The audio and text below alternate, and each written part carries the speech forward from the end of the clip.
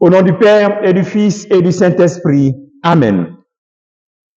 Viens, Esprit Saint, sanctifie-nous. Viens, Esprit de sagesse, saisis-nous. Viens, Esprit d'intelligence, éclaire-nous. Viens, Esprit de conseil, avertis-nous. Envoie ton Esprit et tout sera créé et tu renouvelleras la face de la terre.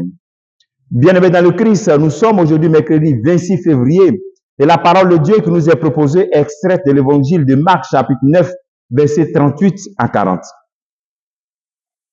En ce temps-là, Jean, l'un des 12, disait à Jésus, « Maître, nous avons vu quelqu'un expulser les démons en ton nom.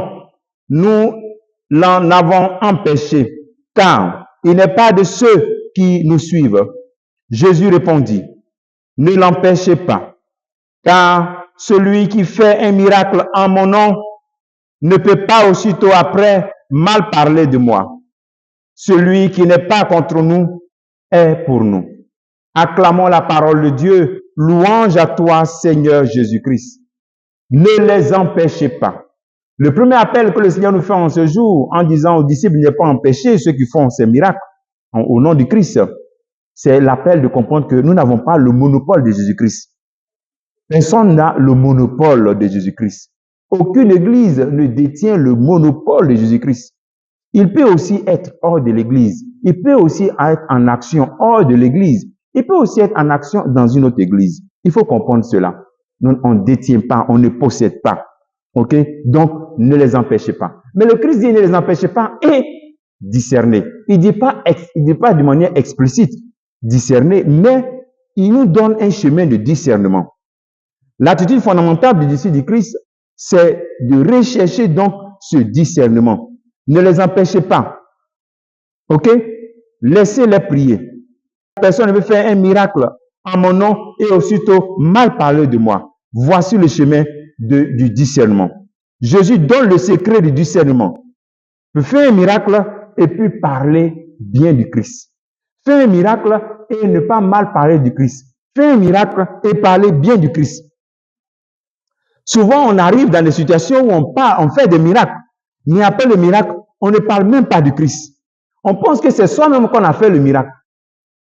Ils pensent que c'était parce que c'est eux-mêmes. C'est eux qui sont l'auteur du miracle. On glorifie même pas Jésus-Christ. Souvent même, dans la prière, on prononce peu le nom du Christ. On prononce plus le nom du diable que du Christ. Le prédicateur souvent parle plus de lui que de Jésus. Il parle plus de ce qu'il a fait.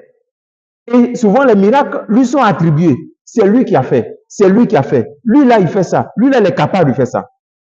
Voilà le chemin du discernement. Lorsqu'on rentre dans cette situation, peut-être que Jésus était au départ de cette situation, de cette prière, mais après, il n'est plus là.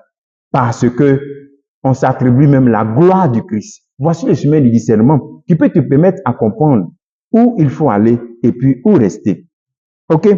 Ensuite, quand le Seigneur donne cette indication, qui est aussi un discernement implicite, il t'invite aussi à forger ton identité chrétienne. Parce que souvent, on est attiré par les miracles. Quand tu as forgé ton identité chrétienne, tu n'as pas besoin de te promener, de papillonner. Il y a des chrétiens qui n'ont aucune identité. Ils se promènent seulement. Ils vont pour celui-là parce que là, il guérit les malades. Ou ils vont chez celui-là parce que là, il prêche bien. Donc, ils n'ont aucune identité spirituelle. Alors, le Christ invite aussi à avoir une identité pour ne pas tomber dans le piège de courir après les miracles, de courir après ce qui est merveilleux, sans chercher lui-même sa personne. Le premier élément pour forger son identité, c'est de voir est-ce que sur ma vie, il y a des réclamations. Il y a des adorations familiales qui réclament des choses sur ma vie. Premier élément, tu fais ce discernement devant le Saint-Sacrement. Tu demandes au Seigneur, révèle-moi tout sur ma vie. Tu peux prendre un temps d'adoration, une neuvaine, 20 jours d'adoration. Et le Seigneur pourra te révéler dans la vérité ce qui se passe sur ta vie. Si vraiment ce que tu vis est spirituel.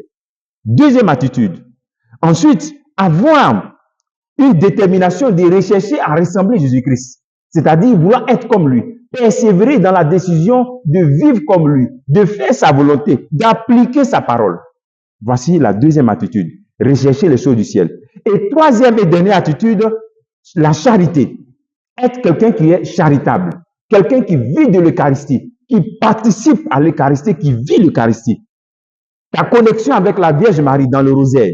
Et ensuite, ton temps de contemplation où tu savoures ton amour avec le Christ dans l'adoration du Saint-Sacrement. Voici comment tu peux forger ton identité chrétienne de telle sorte que tu n'as pas besoin de courir.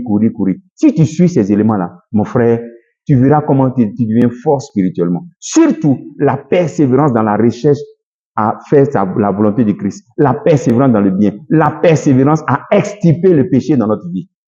Que le Seigneur nous donne cette grâce de savoir discerner et de forger notre identité chrétienne. Comme travail que tu peux faire en ce jour, c'est de te dire, qu'est-ce que je dois faire pour que mon identité en tant que chrétien, disciple du Christ, soit une identité forte. Que Dieu te bénisse au nom du Père et du Fils et du Saint-Esprit. Amen.